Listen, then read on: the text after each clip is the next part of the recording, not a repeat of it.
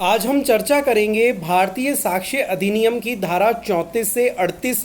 के प्रावधानों पर, जिसमें विशेष परिस्थितियों में किए गए कथनों की सुसंगतता के बारे में उपबंध किए गए हैं। भारतीय साक्ष्य अधिनियम 1872 की धारा 34 लेखा पुस्तकों की प्रविष्टियां कब सुसंगत है के बारे में प्रावधान करती है। कारोबार के अनुक्रम में नियमित रूप से रखी गई लेखा पुस्तकों की प्रविष्टियां, जिनके अंतर्गत वे स्वयं भी है, जो इलेक्ट्रॉनिक रूप में रखी गई हो, जब कभी वे ऐसे विषय का निर्देश करती है जिसमें न्यायालय को जांच करनी है, सुसंगत है।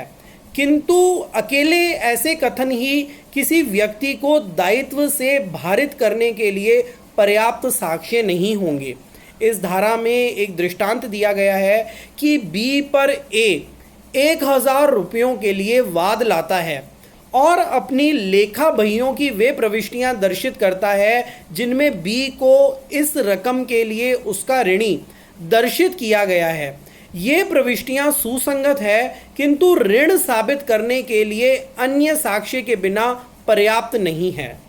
धारा 35 में कर्तव्य पालन में की गई लोक अभिलेख या इलेक्ट्रॉनिक अभिलेख की प्रविष्टियों की सुसंगति के बारे में प्रावधान किए गए हैं। किसी लोक या अन्य राजकीय पुस्तक या रजिस्टर या अभिलेख या इलेक्ट्रॉनिक अभिलेख में की गई प्रविष्टि जो किसी विवादक तथ्य या सुसंगत तथ्य का कथन करती है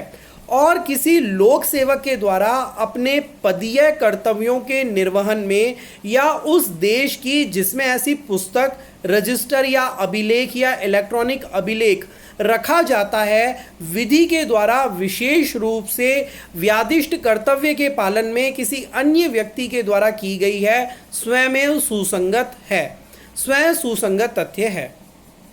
धारा 36 में मानचित्रों, चार्टों और रेखांकों के कथनों की सुसंगति के बारे में उपबंध किया गया है कि विवादक तथ्यों या सुसंगत तथ्यों के वे कथन जो प्रकाशित मानचित्रों या चार्टों में जो लोक विक्रय के लिए साधारणतः प्रस्तापित किए जाते हैं अथवा केंद्रीय सरकार या किसी राज्य सरकार के प्राधिकार के अधीन बनाए गए मानचित्रों या रेखांकों में किए गए हैं, उन विषयों के बारे में जो ऐसे मानचित्रों, चार्टों, रेखांकों में प्राय रूपित या कथित होते हैं, स्वयं सुसंगत तथ्य हैं।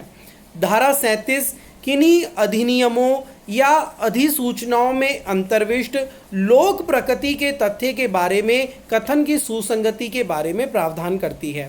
कि जब न्यायालय को किसी लोक प्रकृति के तथ्य के अस्तित्व के बारे में राय बनानी है, तब यूनाइटेड किंगडम की पार्लियामेंट के एक्ट में किसी केंद्रीय अधिनियम, प्रांतीय अधिनियम या राज्य अधिनियम में या शासकीय राजपत्र में प्रकाशित किसी सरकारी अधिसूचना या क्राउन रिप्रेजेंटेटिव द्वारा की गई अधिसूचना में या लंदन गजट या हिज मैजेस्टी के किसी डोमिनियन, उपनिवेश या कब्जाधीन क्षेत्र का सरकारी राजपत्र तात्पर्यत होने वाले किसी मुद्रित पत्र में अंतर्विष्ट परिनंदन में किया गया उसका कथन सुसंगत तथ्य है। धारा 38 विधि की पुस्तकों में अंतर्विष्ट किसी विधि के कथनों की सुसंगति के बारे में प्रावधान करता है कि जबकि न्यायालय को किसी देश की विधि के बारे में राय बनानी है, तब ऐसी विधि का कोई भी कथन जो ऐसी किसी पुस्तक में अंतर्विष्ट है जो ऐसे देश की सरकार के प्राधिकार के अधीन मुद्रित या प्रकाशित और ऐसी किसी विधि को अंतर्विष्ट करने वाली तात्पर्यत है और ऐसे देश के न्यायालयों के किसी विनिर्णय की कोई रिपोर्ट जो ऐसी व्यवस्थाओं की रिपोर्ट से तात्पर्यत होने वाली किसी पुस्तक में अंतर्विष्ट है, सुसंगत है। ये धारा 34 से 38 में किए गए प्रावधान हैं जो विशेष परिस्थितियों में किए गए कथन होने के नाते सुसंगत हैं। किसी कथन में से कितना साबित किया जाए, इस संबंध में प्रावधान धारा 39 में किए गए हैं कि जबकि कथन किसी बातचीत, दस्तावेज, इलेक्ट्रॉनिक अभिलेख, पुस्तक अथवा पत्रों या कागज पत्रों की आवली का भाग हो, तब क्या साक्ष्य दिया जाए। जबकि कोई कथन जिसका साक्ष्य दिया जाता है किसी बृहत्तर कथन का या किसी बातचीत का भाग है या किसी एकल दस्तावेज का भाग है या किसी ऐसी दस्तावेज में अंतर्विष्ट है जो किसी पुस्तक का अथवा पत्रों या कागज पत्रों की संसक्त आवली का भाग है या इलेक्ट्रॉनिक अभिलेख के भाग में अंतर्विष्ट है, तब उस कथन, बातचीत, दस्तावेज, इलेक्ट्रॉनिक अभिलेख, पुस्तक अथवा पत्रों या कागज पत्रों की आवली के उतने का ही, ना कि उतने से अधिक का साक्ष्य दिया जाएगा जितना न्यायालय उस कथन की प्रकृति और प्रभाव को तथा उन परिस्थितियों को जिनके अधीन वह किया गया था पूर्णतः समझने के लिए उस विशिष्ट मामले में आवश्यक विचार करता है। धारा 40 से 44 में न्यायालयों के निर्णयों कब सुसंगत होते हैं, न्यायालय के निर्णय कब सुसंगत है, इस संबंध में प्रावधान किए गए हैं। धारा 40 कहती है कि द्वितीय वाद या विचारण के वारणार्थ पूर्व निर्णय सुसंगत है कि किसी ऐसे निर्णय, आदेश या डिक्री का अस्तित्व जो किसी न्यायालय को किसी वाद के संज्ञान से या कोई विचारण करने से विधि के द्वारा निवारित करता है, सुसंगत तथ्य है। जबकि प्रश्न यह हो कि क्या ऐसे न्यायालय को ऐसे वाद का संज्ञान या ऐसे वाद का विचारण करना चाहिए था।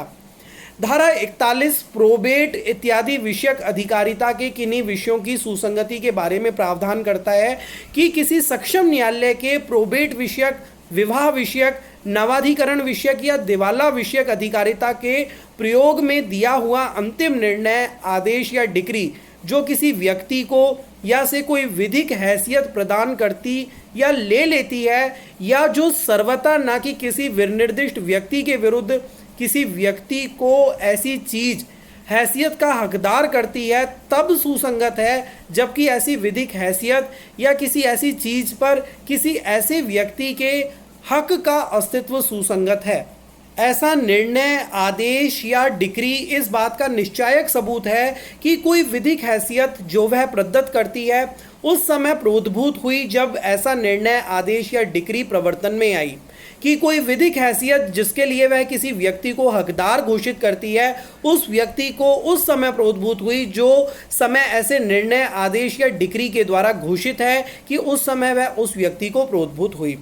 धारा 42 में धारा 41 में वर्णित से भिन्न निर्णयों, आदेशों या डिक्रियों की सुसंगति और प्रभाव के बारे में प्रावधान किया गया है। वे निर्णय, आदेश या डिक्रियां जो धारा 41 में वर्णित से भिन्न है, यदि वे जांच में सुसंगत लोक प्रकृति की बातों से संबंधित है तो वह सुसंगत है, किंतु ऐसे निर्णय, आदेश या डिक्रियां उन बातों का निश्चायक सबूत नहीं है जिनका वे कथन करती है। इस धारा में दृष्टांत दिया गया है कि ए अपनी भूमि पर अतिचार के लिए बी पर वाद लाता है। बी उस भूमि पर मार्ग के लोक अधिकार का अस्तित्व अभिकथित करता है जिसका ए प्रत्याख्यान करता है।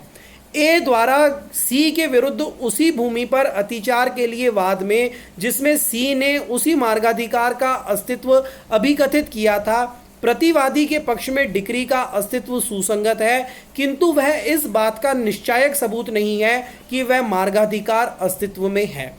धारा 43 धारा 40 से 42 में वर्णित से भिन्न निर्णयों की सुसंगति के बारे में प्रावधान करती है कि धारा 40, 41 और 42 में वर्णित से भिन्न निर्णय, आदेश या डिक्रियां विसंगत है जब तक कि ऐसे निर्णय, आदेश या डिक्री का अस्तित्व विवादक तथ्य न हो या वह इस अधिनियम के किसी अन्य उपबंध के अंतर्गत सुसंगत ना हो। धारा 43 में कई महत्वपूर्ण दृष्टांत दिए गए हैं, जिनमें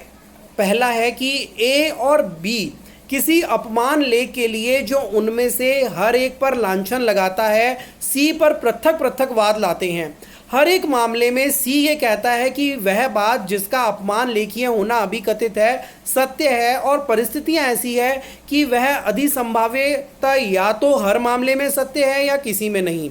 सी के विरुद्ध ए इस आधार पर कि सी अपना न्यायोचित साबित करने में असफल रहा, नुकसानी की डिक्री अभिप्राप्त करता है। यह तथ्य बी और सी के बीच में विसंगत है। अगला दृष्टांत कि ए अपनी पत्नी सी के साथ जार कर्म करने के लिए बी का अभियोजन करता है। बी इस बात का प्रत्याख्यान करता है कि सी ए की पत्नी है, किंतु न्यायालय बी को जार कर्म के लिए दोष सिद्ध करता है। तत्पश्चात ए के जीवन काल में बी के साथ विवाह करने पर द्विविवाह के लिए सी अभियोजित की जाती है। सी कहती है कि वह ए की पत्नी कभी नहीं थी। बी के विरुद्ध दिया गया निर्णय सी के विरुद्ध विसंगत है। अगला दृष्टांत कि बी का अभियोजन ए इसलिए करता है कि उसने ए की गाय चुराई, बी दोष सिद्ध किया जाता है। तत्पश्चात ए उस गाय के लिए जिसे बी ने दोष सिद्ध होने से पूर्व सी को बेच दिया था, सी पर वाद लाता है। बी के विरुद्ध यह निर्णय ए और सी के बीच में विसंगत है। एक अगला दृष्टांत है कि ए ने बी के विरुद्ध भूमि के कब्जे की डिक्री अभिप्राप्त की। बी का पुत्र सी परिणाम स्वरूप ए की हत्या करता है। उस निर्णय का अस्तित्व अपराध का हेतु दर्शित करने के नाते सुसंगत है। ए पर चोरी का और चोरी के लिए पूर्व दोष सिद्धि का आरोप है। पूर्व दोष सिद्धि विवादक तथ्य होने के नाते सुसंगत है।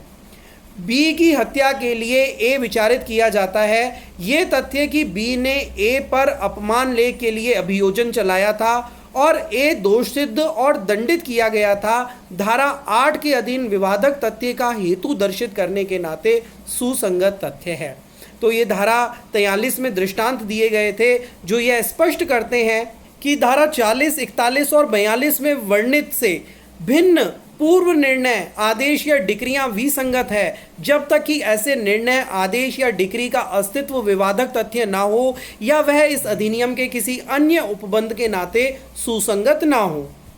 धारा 44 ये प्रावधान करती है कि निर्णय अभिप्राप्त करने में कपट या दुसंधि अथवा न्यायालय की अक्षमता साबित की जा सकेगी। वाद या अन्य कार्यवाही का कोई पक्षकार यह दर्शित